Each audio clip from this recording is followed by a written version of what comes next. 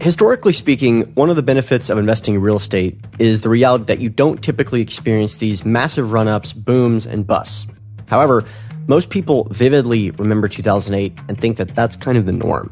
It simply isn't the case. Now, you can look back at history and find some times in which certain real estate asset classes or product types or markets really struggled, but generally, having a 15 or 20% or more correction is just something that doesn't happen that often.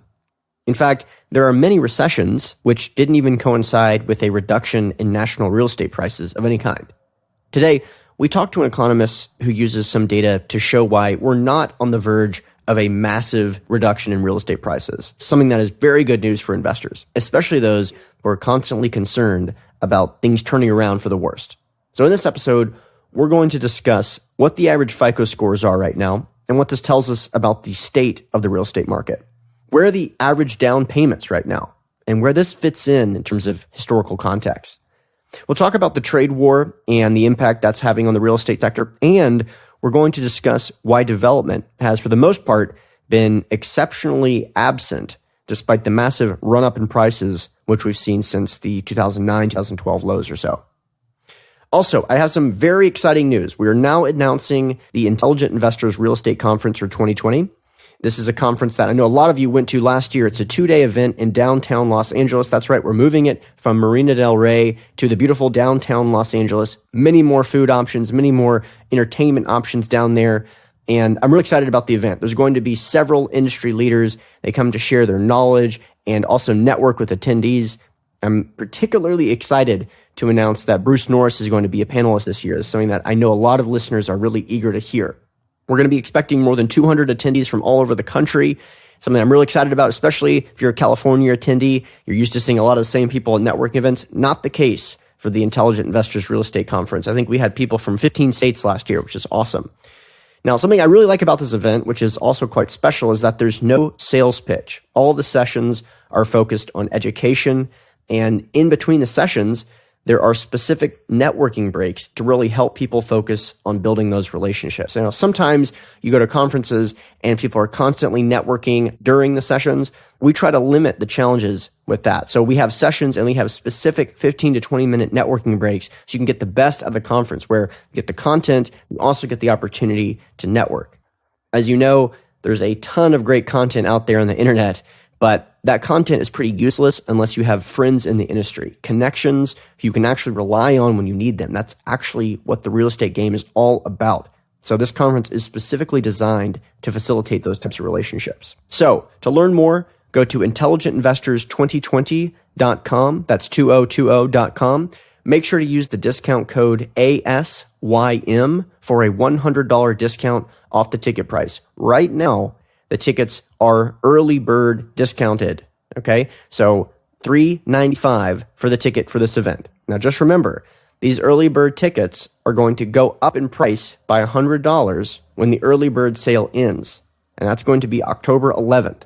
So if you wait until October 12th, you're going to have to pay an extra $100. So make sure to get your tickets as quickly as possible. That's intelligentinvestors2020.com.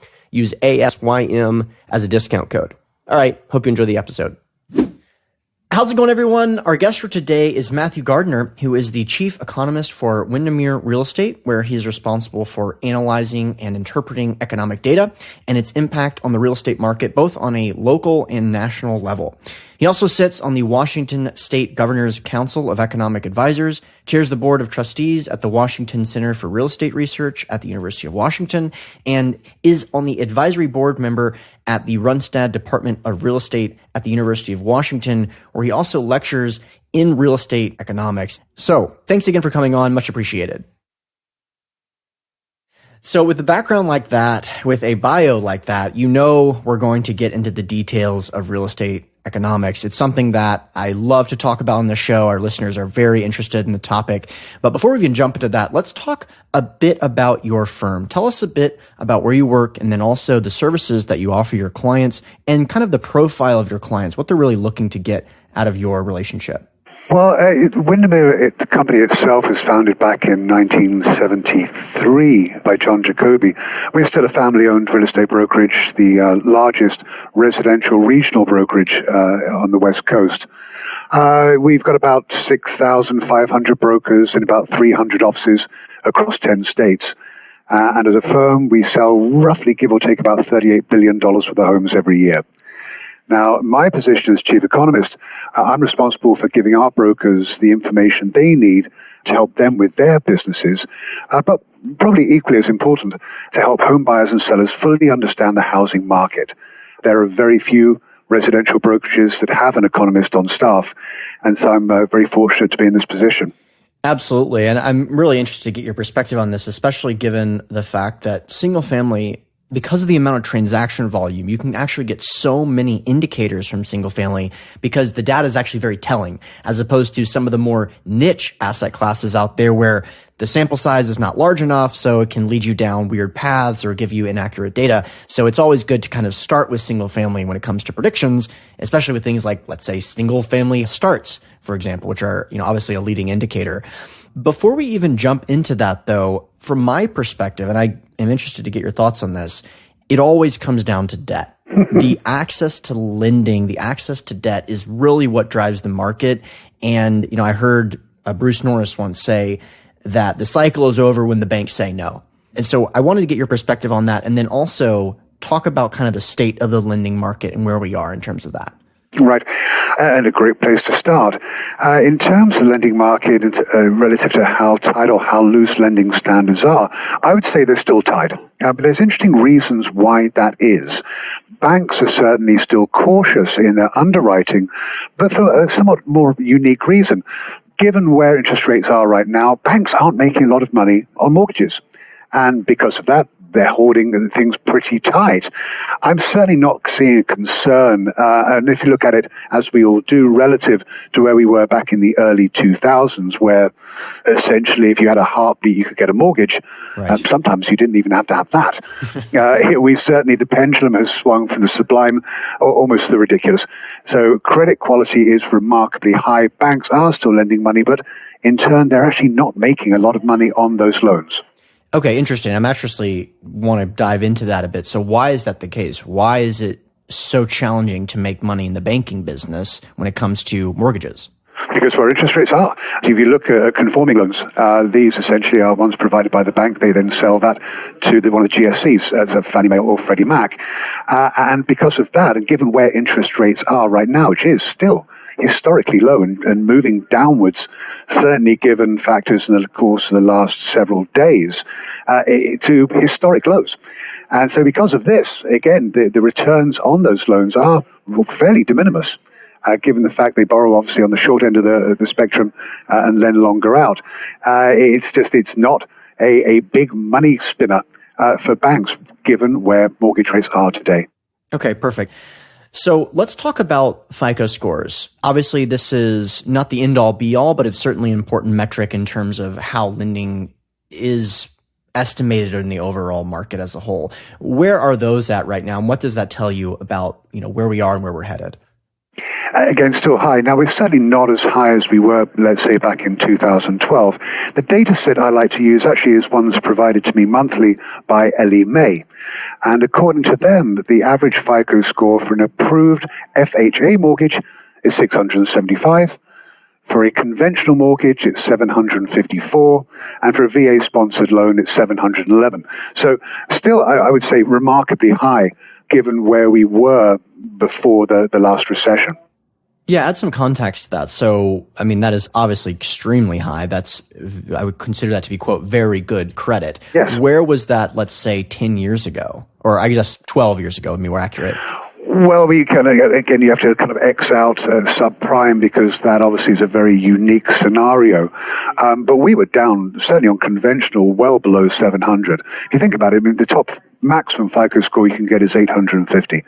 So at 754 where we are today, yes, still remarkably robust. A decade ago, I would say we were probably down somewhere in the mid to upper sixes. And how do down payments factor into this? So you have to have that 750 range, somewhere in that range in order to get the conventional loan. What do you need to come up with typically in terms of a down payment for the purchase of an asset?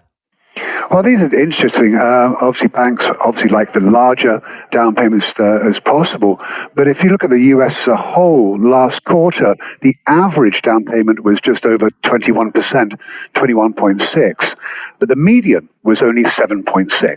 Interesting. So we're still finding people aren't putting that 20% down, which in turn means that they're obligated to get into private mortgage insurance, which obviously is something you need to have if you're borrowing above 80%. Okay, would you attribute that significant delta between the average and the median, would you attribute that to, let's say, people that are buying $5 million houses, $10 million houses, $20 million houses in cash? I know that sounds a little bit bizarre, but I feel like that's probably the reason, or something like that, for the delta between those two. Yeah, and you're absolutely right. I mean, the ultra-luxury market, which is in and unto itself, and probably a slight off-topic, still very robust. And the reason being is that jumbo loans, those non-conforming loans, the interest rates on those is remarkably low. In fact, we had a couple of months over the course of the last 6 or 8 where the average interest rate on a jumbo loan was actually below that of a conventional loan. And that's another interesting scenario as well. Why is it so low? Well, banks are actually more comfortable, and they're actually making money on these non-conforming loans because they're ones which they hold on their books. But in addition, the down payments are remarkably higher on those several $million-dollar plus loans. Interesting. Okay, this is actually something this is a little bit outside of my area of expertise, but let's talk about that because of something that I'm interested in learning about. So, first of all, what is a jumbo loan? How would you describe that? How would you define that loan? A jumbo loan is something which is defined as a non-conforming loan. And what does that mean? A non-conforming loan is one which is above a threshold that means that the banks cannot sell that loan to Fannie Mae or Freddie Mac. And that delta, it differs. Every county has its own conforming loan limit. In Seattle, it's 600 and something thousand. In other markets, it's down in the high 4s or low 5s. So when you are lending money above that threshold, you cannot sell that to the government. And banks, therefore, will hold it themselves or indeed sell it onto the secondary mortgage markets. And the interest rate on those loans is still remarkably low. Normally, you expect to see a 1.5 to 2 percentage point spread between conforming and non-conforming loans, and that is certainly not the case today because of the fact that banks, because they hold it, a lot of times they hold those loans on their books, they actually are making money given just the amount of money they're lending. Okay, and so that makes sense, and I think that the important key takeaway there is they have incentive to focus on that because rather than selling that to a GSE, they have that IOU on their balance sheet, what they can then use for more leverage to create additional loans, and it's kind of a circular process there, which is favorable for the banks. That is absolutely correct. So that's definitely interesting. Okay, and so with kind of this conversation in mind, it is hard for me to imagine a bubble taking place in single family without debt being the driving factor. It's just very odd to think that in a world where we're averaging 21% down payments. And you're right. I would argue, right. And in addition to credit quality, those are certainly the things that I look at the most when we talk about. And a lot of people still talk about bubbles. And I would argue, certainly my brokers as well as their clients, that's probably the number one question I get asked at any of my forecast speeches is, are we in another housing bubble? No, I really don't think we aren't. Now, that being said, are there housing markets across the United States that are overvalued? Absolutely. Good examples of those would be San Francisco, Los Angeles. In fact, quite frankly, most of California. Just because those markets are overvalued, it does not mean we are in a bubble. And so that is something which I think a lot of people are a little bit confused by. Okay, so let's talk about that. I obviously live in Los Angeles, so I guess I'm just curious to see the data that is putting us there. Is the lending market similar, or is it significantly or categorically different than the national averages, for example? The lending market is similar. However, there is one key component that we always need to look at, and that is the ratio of incomes to housing prices, which therefore defines housing affordability. Right. The data sets that I look at for that is a very robust one produced by the National Association of Home Builders. It's their Housing Opportunity Index. And that basically says the percentage of homes that transacted in a quarter that are affordable to households making median income. Now, the scary thing about it is it's about 6% in San Francisco. And it's somewhere, last time I checked, between 8 and 9% in Los Angeles. Now, there's another interesting nuance there as well, and that is just given where home prices, absolute prices are. Last quarter, the median home price in San Francisco was around 1.2, 1.3 million. It was a little bit over $600,000 in Los Angeles. So you say, well, hang on a second, one is twice the other. Well, yes, but incomes in the LA Basin are significantly lower than they are in the Bay Area. So you do need to look at that ratio of incomes to housing prices, which therefore defines housing affordability. And quite frankly, the top 12 markets or least affordable housing markets in America today are all in California. Interesting. And would you anticipate those numbers to snap back, not necessarily to 2009 numbers, though I am interested in your perspective on that, but let's say 2002 numbers or 2003 numbers in terms of the affordability there? Yeah, no, I don't think so. I think because when you break that ratio, what happens is essentially incomes just don't keep up. And if they don't keep up, that acts as a natural, fairly significant headwind to home price growth. So what you would expect to see is home price appreciation will slow significantly, but it does not mean we'll see a snapback, an absolute drop. That said, again, it's the classic economist thing. We always kind of say one thing and then change our minds. Is that there's another way to look at it, and that is we saw a fairly significant peak occur last summer. We were on a bit of a sugar high, and prices have pulled back from that point. The longer-term trend, however, in California is I do expect to see growth, but it's going to be significantly slower going forward, which hopefully will allow incomes to catch up.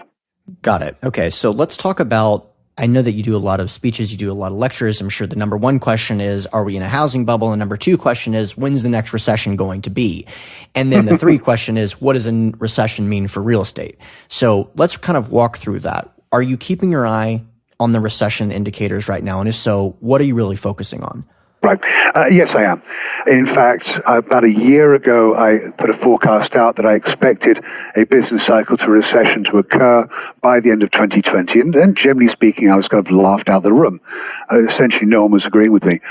However, Morgan Stanley, Goldman Sachs, over the course of the last several months are now, although not coming out saying that we will see a recession hit, they're saying that the likelihood is increasing. The only other person I know that's out there that agrees with me wholeheartedly is my friend Diane Swank over at Grant Thornton.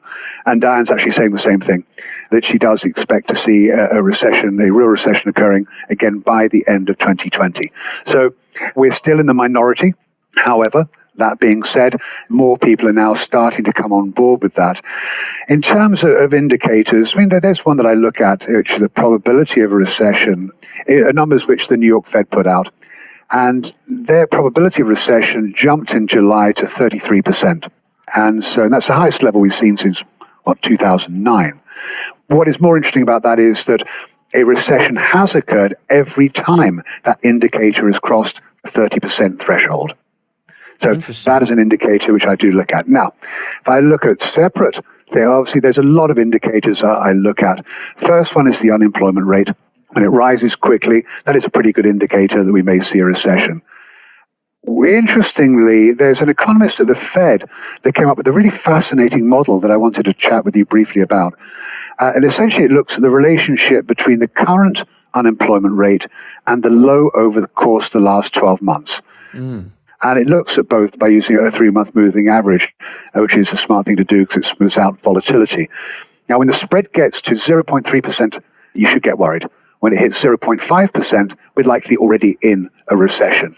Right now it's at 0, no cause for concern. That is something which I do watch remarkably closely.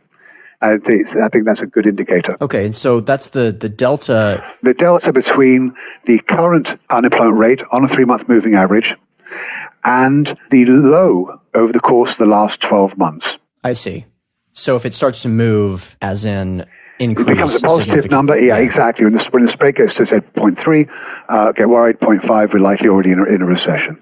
So, secondly, and one which I'm sure many of your listeners have been focusing on, is the yield curve and an inversion. A lot of people look at 10 years minus 3-month treasuries. And currently that's negative already. It's negative about 0.2%, but that was yesterday. Who knows where it is today? I tend to look at 10s minus 2, so the yield on 10-year paper minus 2-year paper. That is still positive, but only by 14 basis points. So it's getting very close to seeing that yield curve invert.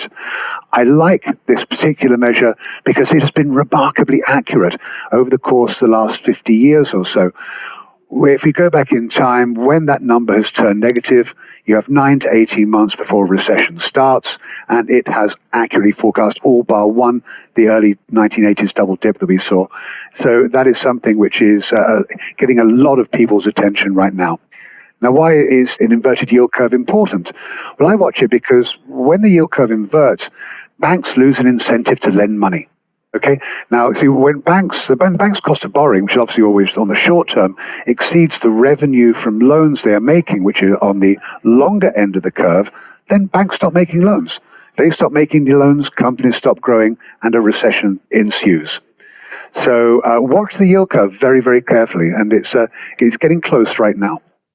Yeah, I appreciate you mentioning that because we've talked about the yield curve a lot, but you just nailed it on the head. If you lose that incentive to lend money, that's why lending markets dry up. Exactly because right. The incentive is no longer there. So it's not just that everyone gets sober all of a sudden and stops lending. It's that the incentive to complete that transaction stops, and then you get lack of liquidity in the market. Exactly right.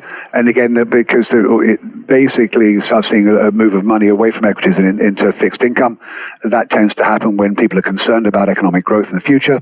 Therefore, there's more demand for bonds, and therefore people are prepared to take lower yields on them. So that I think is something which is one thing which I'm watching very closely now. Obviously, the Federal Reserve, as it shortens short-term interest rates, obviously that can act as a temporary boost to that. They've done that. I would argue that the equity markets are already counting in at least one more drop by the Fed. Personally speaking, I think that's a redundant and quite idiotic move for lots of different reasons, but that could just drag us out a little bit longer.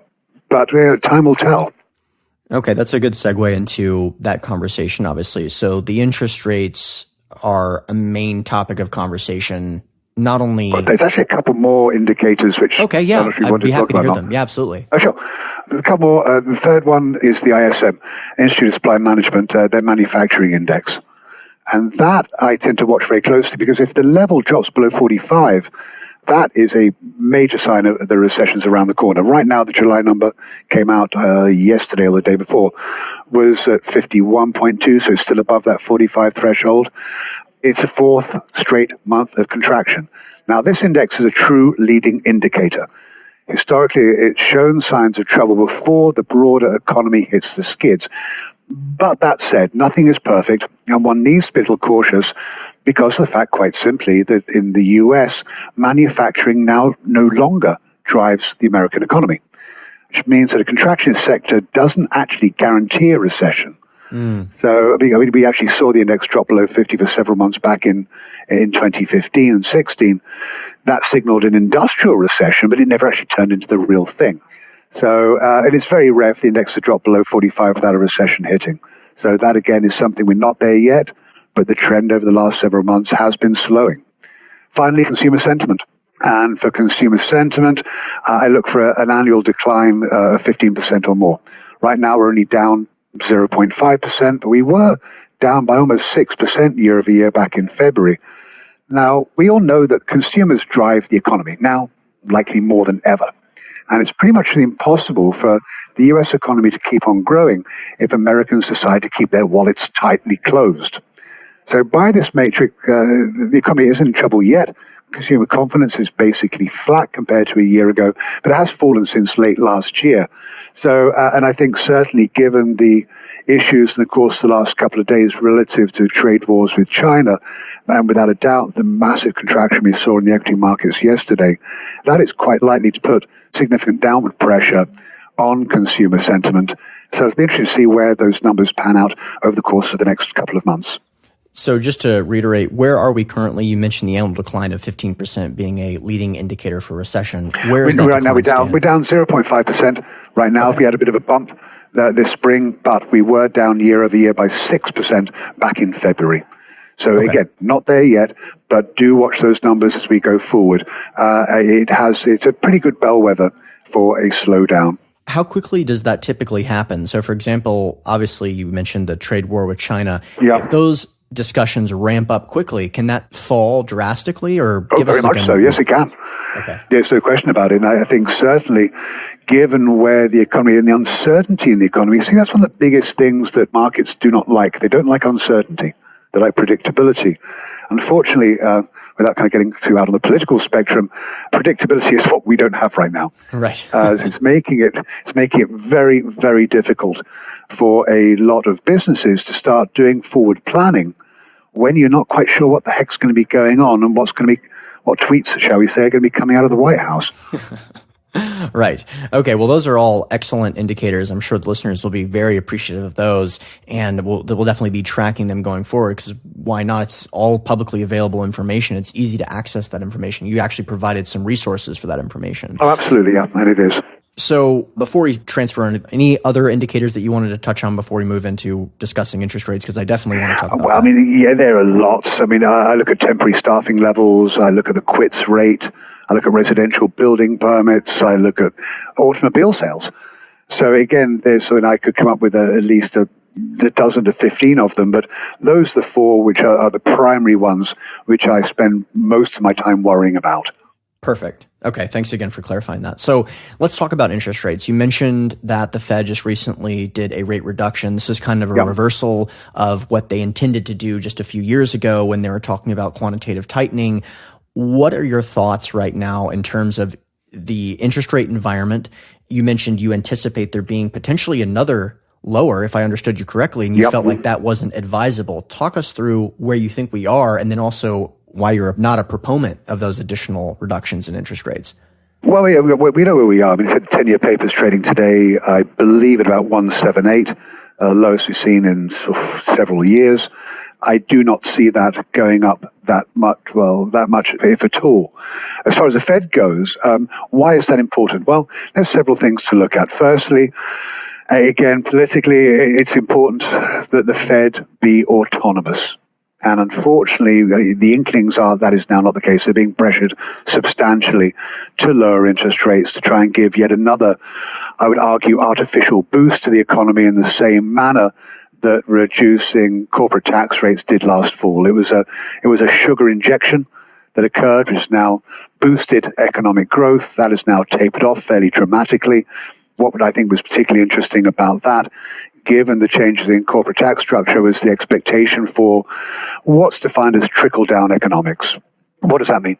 That means that companies, out of the goodness of their heart, are going to take these massive savings that i.e. in taxes they're not paying, and then pass that through to their employees. That did not happen. It never happens. And so what did we see? We saw a lot of increased dividends, and we saw an awful lot of stock buybacks. So what we have not seen is real income growth.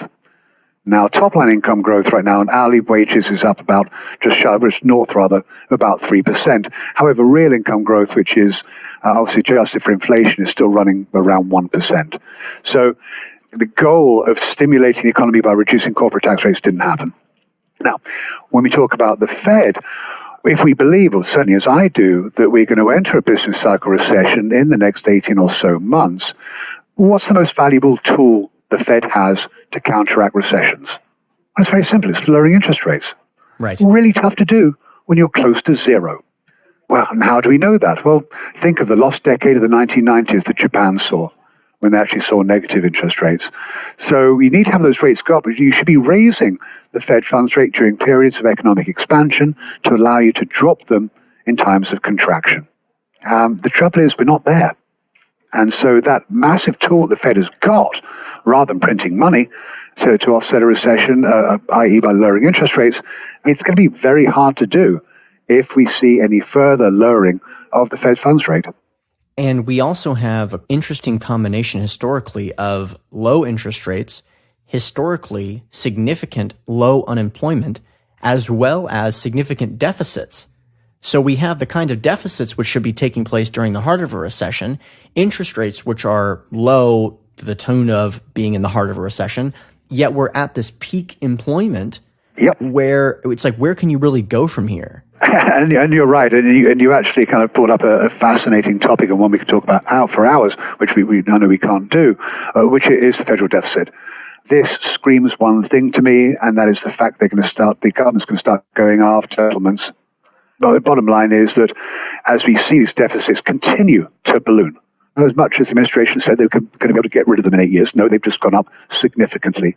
And that always will allow Social Security, Medicare, and Medicaid to come into play again. Interesting. And the last model I looked at as far as Social Security goes, it'll always be funded, but after roughly somewhere between 2035 and 2037, your expectation for what Social Security is going to pay you, it's not going to be 100% of what you assume. It's going to be somewhere around 70%. And that's just if the government don't start taking any of it, as we know they're trying to do, or borrowing against it, which we know they're already doing. So again, when you have ballooning deficits, when you have national debt levels which are astronomical, that will always allow the view they're going to start looking at Social Security, Medicare, and Medicaid, which is scary. Certainly. And I will say that last time I checked, if you just Google Social Security and go to the government website, usually the header will say, be prepared that the benefits that you're anticipating will not be paid out to the tune of 100%. Well, there you go. So when you use government numbers and anticipate, oh yeah, we're going to receive 70% of the benefits by this year, 2030, whatever. Yep. It's like, it never has happened. Like the time that the government said that they were going to build a train from San Francisco to LA and it was only going to cost $5 billion, it ended up costing 100. They ended up failing and then just not building it at all. It's like, that's a similar type of situation. So this isn't a conspiracy theory. This is like standard economics. Oh, no. I mean, I don't involve myself in those kind of things too. I look at numbers. Numbers don't lie. Right. It's the reason why I chose economics as a profession. Agreed. And they don't.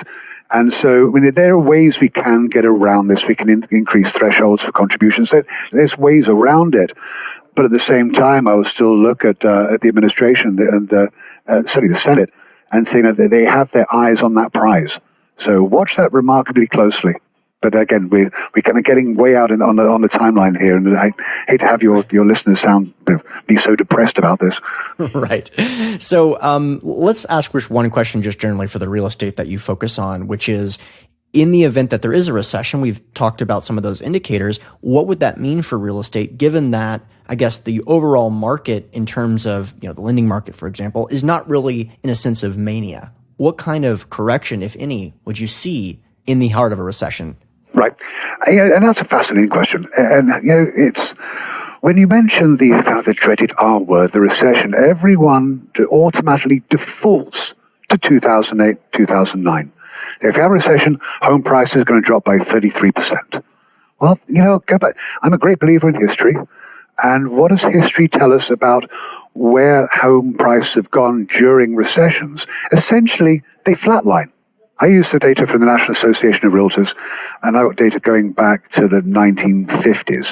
So I looked at that data and said, okay, well, let's relate where housing prices were at the start of a recession, where they were at the end of the recession, and essentially in all bar the Great Recession, which was caused by real estate, home prices flatline. They just take a pause. And so that is what I would expect to see. Now, again, the last recession, because it was real estate driven, that was not the case. But again, I can go back through several, if not a dozen recessions before then, and it basically says home prices just plateau. Do you also track the commercial sector? Do you track multifamily, or is that too far outside of your warehouse? No, multifamily I do. And multifamily market is interesting in terms of how it can withstand a recession compared to single family. There's a couple of other things which I think are worthwhile just touching on. Have we, or are we in the middle of a massive oversupply in apartments? Yes, we are. Why? Well, now you've got to go back to 2012. Credit markets, that was the year credit markets thawed and banks started lending money again in terms to real estate developers. But what was the only asset class they would lend money on? Was it single-family developers? No. Was it condominium developers? Absolutely not. Nor was it office developers. It was apartment developers. You have to remember, I remember being on a radio show in 2012 with the real estate economist from the Wharton School at Penn, and she was saying, we're going to become a nation of renters. Owning a house is going to be a stupid thing to do. And I disagree with her. Ultimately, I was right. But a lot of developers listened to that. So a lot of real estate developers started building an absolute ton of apartments. So we saw a massive, because of also the time it takes to permit and build, we're now seeing that massive wave of new apartments. Now, when you start seeing increasing supply and obviously finite demand, that's going to cause rental rate compression. Rents can't rise, just given very simple laws of supply and demand. So that is, I think, when we go through a recession, there's a couple of things you can look at. One is, I think the returns on apartments are going to be less than they had been, just given the oversupply. But at the same time, you could see some would-be homeowners going through a recession, delaying that decision, and therefore becoming renters. And in other markets where housing prices are remarkably high, a significant number of forced renters, people that would like to buy but just can't afford it. So when we look at the apartment market, and actually there's another couple of things out there as well which are fascinating, which is new forms of rent control we're seeing. We've seen it in the state of Oregon. You're seeing it in California right now. And I think we're likely to see that occur in Washington as well. However, that's not pure rent control. It's essentially kind of an anti-gouging policy. Because what it does, it limits the amount of rental rate increase that an apartment owner can charge his tenants. And I believe in California, the proposal is for 7% plus CPI. So you're going to be coming in at that 9% per year. So it's not pure rent control. It said it's more of an anti-gouging policy, but we're starting to see those things come up as well. So bottom line on multifamily, I think it will hold a recession. I think there will still be demand, but the oversupply that we're seeing up and down the West Coast is going to cause rental rate growth to start to slow. I like that you mentioned the would-be home buyers because it ties in well to our conversation we were having earlier about FICO scores. Yep. If you have a low FICO score, but you're interested in buying a home, it'd be very challenging for you to get a loan right now, given those 750 averages, which are pretty historically significant. Yeah, yes, it will. And the big thing for everyone, because we rely so heavily on FICO scores now, is everyone's goal to start deleveraging, start paying down those student loans, which are one of the biggest causes of concern, certainly for millennials. And I will say this, I expect millennials, that generation, to buy more homes in the next couple of years than any other age cohort, because they're growing up.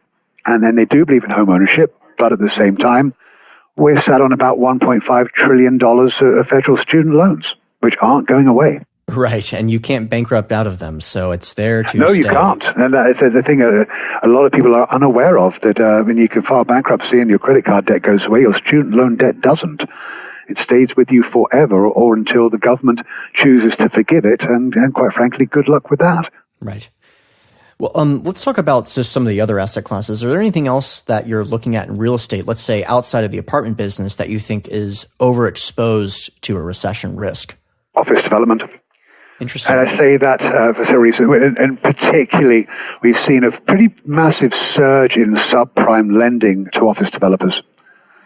And when you look at that, if you start seeing a slowing down, we're already seeing significant slowing down in the dollars being spent on office construction.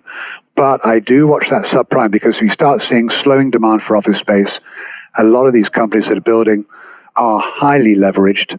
And so it'll be interesting to see. We're not seeing it quite yet, certainly not on the West Coast, but that is something which is of concern. It's not quite a red flag yet, but I will be watching that. How do you track the lending market of office?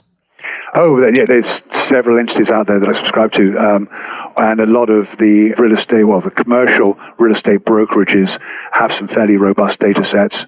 And so Cushman & Wakefield are these kind of guys that I look at or look to. Sure. And again, Globe Street, an online resource which is basically kind of real estate oriented, has been talking about this for a while. Okay. So that is something which I think is out there. The industrial market, actually, the industrial market is fascinating. It obviously does well. And look at third-party logistics, where you're looking at markets where you're seeing significant population increases. Obviously, the Amazon effect is not insignificant at all. But what I found fascinating about industrial developers is when the recession hit, they basically kind of downed tools and went off and played golf for a couple of years. And they stopped. And then they started development again in about 2012, done very, very well. We've seen average rental rates for industrial space in some markets, certainly up here in Seattle, almost double between 2012 and today. So they can actually slow down because tilt-up construction is fairly speedy, and so you can slow down very dramatically. So I think that's going to do well, but only, again, if you continue to see demand for goods. And that tends to be where that market is. And finally, self-storage, which I essentially believe is a license to print money. We all seem to have storage units. And it's interesting, in some markets in Seattle, Portland, LA, and San Francisco, where you're seeing these self-storage developers come into urban markets where land is remarkably expensive, and they can still make money. So I'm not concerned about them. I think we'll always need somewhere to store our used hangers, which is what most people tend to put into their storage units. Right. And so that, again, is not a concern. So I think if I look at all the major food groups, my biggest issue is going to be essentially in office space. There's above 20 as opposed to anything else. Interesting, and it's because of that subprime lending practices which is going on, particularly as it relates to development. Okay, so we've actually seen a interesting late cycle lack of development when it comes to single family. Yes. At least that's the data that I'm seeing. What is the reason for this? What is driving this? And this is something which is not getting the attention it deserves. Since the end of the recession, we've been adding about 86,000 new households per month. My question is, where the heck are they living when we're not seeing single-family new construction development occurring? Obviously, it's been great for apartment developers, as we mentioned earlier on, but since the end of the last recession, we've added about 2.6 million new owner households, but we've added 7.3 million renter households. I mean, let that sink in for a minute. That's a massive, massive delta. And so, therefore, home buyers had a very tough time. Now, given just the growth in new household formations, it would just be intuitive to suggest, well, hang on, why aren't builders throwing up sticks and bricks left, right, and center? Now, we have the demand out there, there's money out there, you should be building a lot. Well, you need to look at housing development as basically four corners. Those four corners are these: land, labor, materials, and regulation. Now, let's talk about those for a second. Land costs escalating dramatically, certainly up and down the West Coast, where we have geopolitical constraints to development. What do I mean by that? Well, in the state of Washington, we have the Growth Management Act, which defines where you can and where you cannot build. That's mandated by the state. The same thing applies in Oregon. Same thing applies in California, but yours are mandated at the county level. So where you actually have limited, or you're limiting land supply, that pushes up land prices. So land is expensive up and down the West Coast. Secondly, labor. An awful lot of construction workers got out of the business in 2008. They have not come back. And because of that, that puts significant upward wage pressure on construction workers. And quite frankly, I think that we are just not paying enough attention to the fact we need to have more electricians, more plumbers, more carpenters. We need more people going to vocational school, but they're not doing it. So we have a significant labor shortage, which again pushes up prices. Material prices, well, thank you, Canadian softwood lumber tariff, which the administration implemented. Those prices are going up. Prices of steel going up, aluminum going up. Why? Because trade wars with China. We've seen some softening in lumber prices, but they are still high. Even PVC pipe, which interestingly, at least from my perspective, PVC pipe tracks oil prices more than anything else. So even those have gone up. So again, all material costs have risen. Finally, regulation. And this is really quite scary. The NAHB put out an analysis every year on construction costs. And last year, their numbers were fascinating. 24 cents of every dollar it costs to build a house are regulatory fees. Wow. 24 cents of every dollar. So that's water, sewer, hookup fees, entitlement fees, permit fees, all these things. So what is a developer to do? Well, he'll look at those costs. He'll look at that land cost, labor costs, material costs, regulatory costs. He'll throw some profit in there. He'll spin it around in a bucket and it will spit out a number that he has to sell the house for to make some money.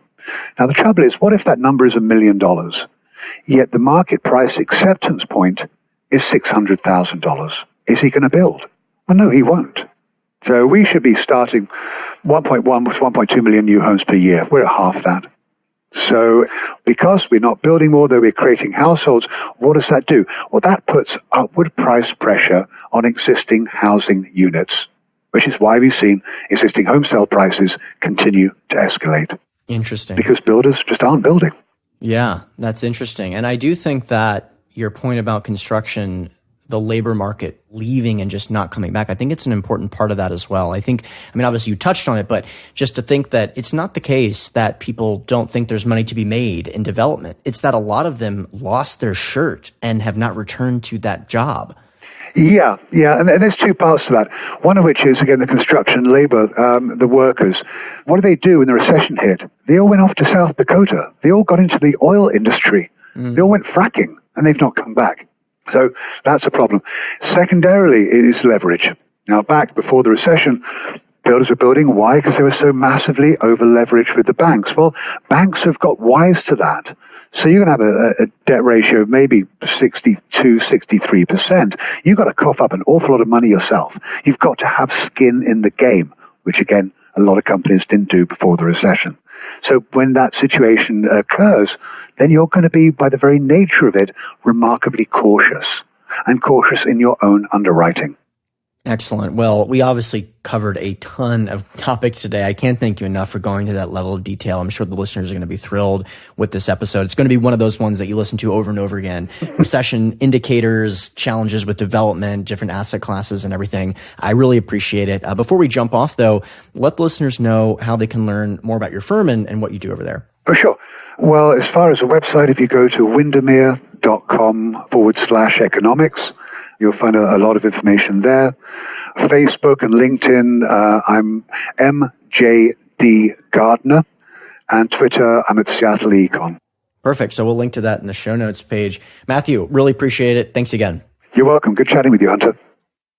All right, listeners, thanks for checking out the episode. As always, the contact information for our guest will be available in the show notes page, which is hosted on SoundCloud, iTunes, and Stitcher. Don't forget, if you want access to some of the free goodies that I'm talking about at the beginning of these episodes, like free ebooks, weekly investor emails, and articles about some of the most important investment-related topics, make sure that you have created an account with CFC, because this stuff is automatically available. You can do this by going to cashflowconnections.com and signing up as an accredited investor. Of course, if you have any questions, feel free to email me at hunterthompson@cashflowconnections.com. Thanks again.